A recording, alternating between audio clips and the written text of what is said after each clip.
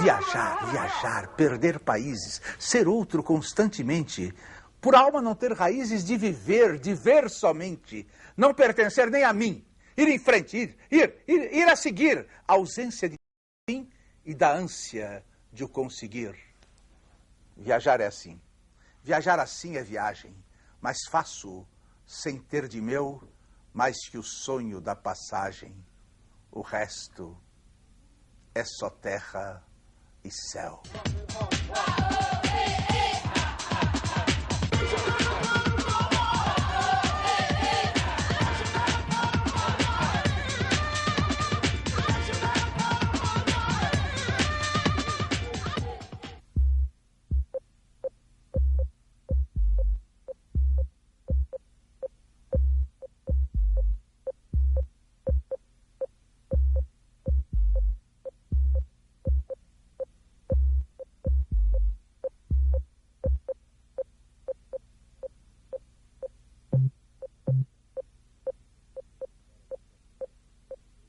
Então, provocações, como já disse a vocês, agora não são mais 10, 12 pessoas, são 300 e tantas mil. E nós temos aqui hoje um diretor de cinema, vocês podem ter certeza, esse sim só tem 10, 12 espectadores. Por exemplo, quem já viu o filme A Margem? Ninguém. Quem viu Meu Nome é Tonho? Ninguém. Manelão, o Caçador de Orelhas? Ninguém. As Belas da Billings? Ninguém. Olha, eu vou dizer uma coisa para vocês, eu vi um filme dele, onde ele dava susto na gente ao meio-dia. Era um filme maravilhoso. Era só o Hamlet. Como ninguém entendeu, ele botou letreiros, continuaram não entendendo. Tudo bem. Sabem quem é esse diretor? Essas grandes obras do cinema brasileiro, algumas participaram de festivais de cinema no exterior. E esse diretor, vocês agora vão conhecer.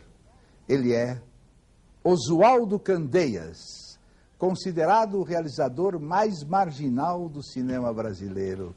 A marginalidade sempre atraiu a gente, né? Me diga uma coisa, Candeias, por que você é tão desconhecido?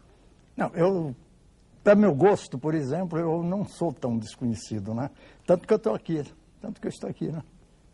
Mas você é desconhecido. Por exemplo, em Ourinhos ninguém sabe que você existe. Mas e se eu disser que eu também não sei onde é que fica Ourinhos? É um erro seu, hein? Pois é. É um erro Bom, seu. Então, o erro é nosso. O teu né? cinema... o erro é nosso, né? O teu cinema é desconhecido. Olha, eu tenho a impressão que é o seguinte, é desconhecido do grande público, é desse público que vai rir ou chorar no cinema, mas aquele público que, pelo menos num passado recente, de um público que estava interessado na nossa cultura ou nos nossos problemas sociais, iam ao meu cinema. Então, é o seguinte, naquele momento ali de década 70 até perto de 90 ou de 80, eu tinha, por exemplo, 1000 espectadores, né? E hoje eu tenho mais ou menos 10, né? Me diga uma coisa, isso mudou por quê, Candeias?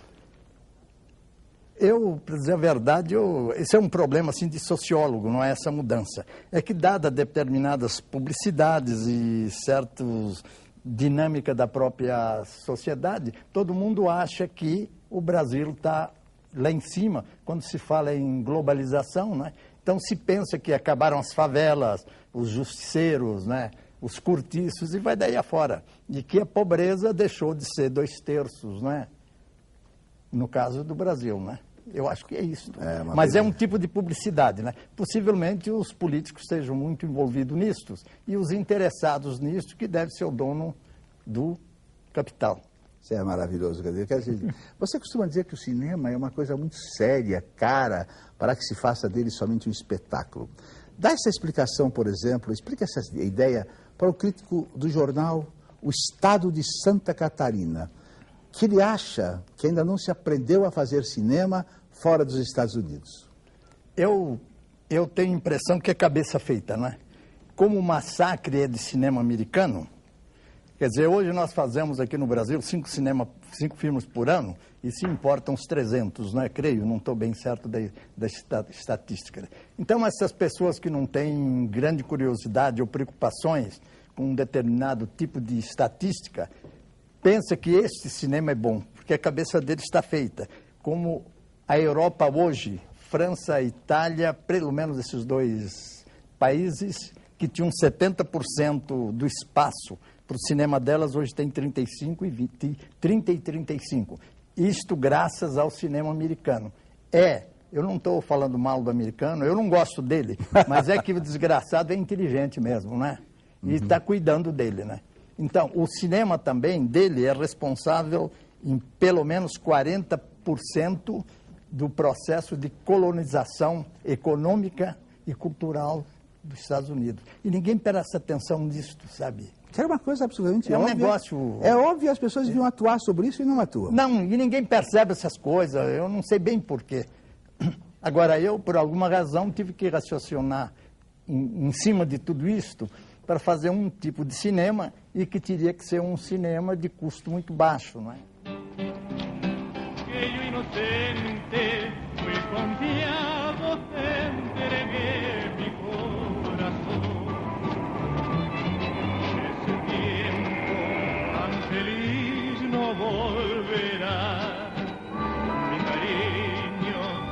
Pagaste con traiciones,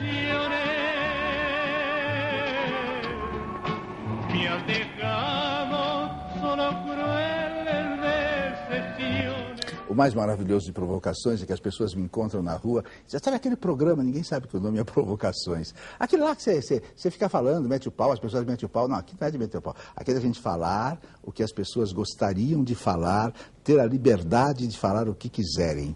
Porque a democracia está existindo, minha gente. A democracia está aí. A democracia é uma coisa fashion, tecnológica, maravilhosa. No mundo inteiro tem um desenvolvimento da democracia. Então é o momento de vocês usarem isso para poder dizer o que quiserem. Por exemplo, que num país como esse é preciso que as pessoas saibam que nós sabemos que os políticos têm muitos asquerosos, muito complicados, muito tristes. Dizer que é preciso ser muito cínico, ter cara de pau para exercer esse poder. A democracia serve para isso. E nesse nosso programa passaram por aqui já críticos de teatro, críticos de música, críticos de literatura. Todas as pessoas que vêm, nós queremos que dê a sua visão crítica do movimento do mundo. E essa visão crítica do movimento do mundo é sempre importante para a gente falar o que quiser. Hoje nós temos, sabe o quê? Um crítico de televisão. Quem diria que existe crítico de televisão? Assinar diariamente uma coluna sobre televisão. Quem nós temos hoje é o crítico do jornal O Diário Popular, Flávio Amaral. Flávio Amaral, antes de mais nada, o Diário Popular vai deixar de ser o Diário Popular, é verdade? É verdade que Orestes Quercia, que é dono, ou era dono, vendeu para o Globo? Sim, é verdade, isso já é confirmado. Isso que sensação te dá? Para mim fica uma sensação esquisita, eu tenho que confessar. Afinal, eu vou ser crítico de TV de um jornal comandado pela Globo, a maior emissora de TV do país. Mas para mim a coisa está bem clara, a minha posição perante isso. Enquanto eu tiver liberdade para estar expondo a minha opinião, enquanto eu tiver liberdade para estar criticando abertamente a Rede Globo, eu continuarei fazendo crítica de TV no Diário Popular. A partir do momento que eu não tiver mais essa liberdade, eu paro de escrever. Qual é a sua intuição? É difícil saber. A postura da Globo pode ir pelos dois caminhos.